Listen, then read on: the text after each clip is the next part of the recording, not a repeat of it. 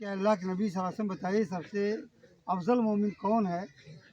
تو آپ نے فرمایا جس کا اخلاق سب سے اچھا ہو۔ پھر آپ سے پوچھا کہ سب سے عقلمند مومن کون ہے؟ تو آپ نے فرمایا جو موت کو زیادہ سے زیادہ یاد کرے اور موت کے بعد والی زندگی کے لیے تیاری کرے، وہی عقلمند ہے۔ تو اللہ کے نبی نے اس شخص کو عقلمند کہا ہے۔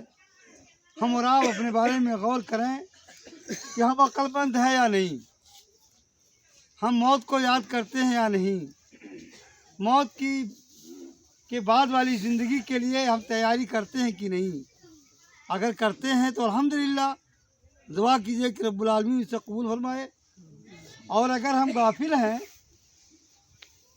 تو ہمیں چاہیے کہ اللہ کے حضور عزت و انکساری کے ساتھ اپنی کوتاہیوں پر شرمندہ ہو کر کے توبہ استغفار کریں۔ اور یہ قبر بہت ہی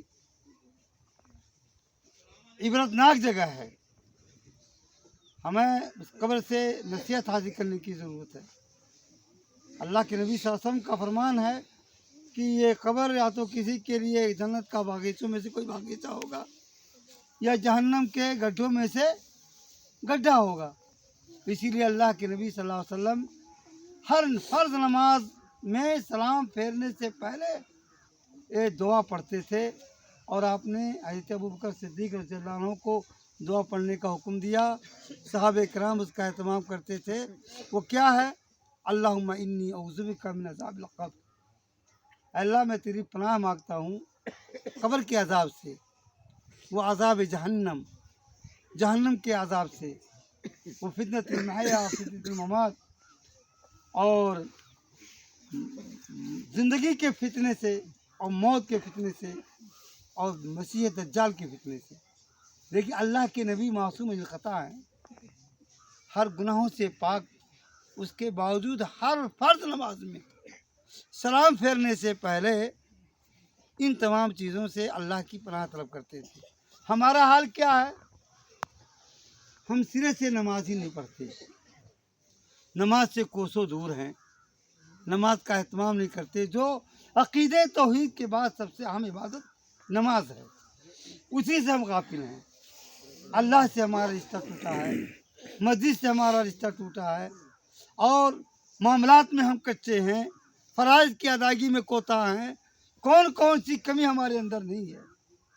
میرے بھائیو، ضرورت اس بات کی ہے کہ اس دن کے لیے، اس قبر کے لیے اپنے آپ کو تیار کیجیے، تاکہ جب ہمارے پاس فرشتہ آئے تو وہ یہ کہے یا ایھا النفس المطمئنہ ارجعی الی ربک راضیۃ مرضیہ، جنت کے فرشتہ آپ کے استقبال کے لیے آئے۔ ایسا نہ ہو کہ ہم وہ کام کر کے جائیں کہ ہمارے پاس جنت کے بجائے جہنم کے فرشتے آئیں ہماری روح کو لینے کے لیے۔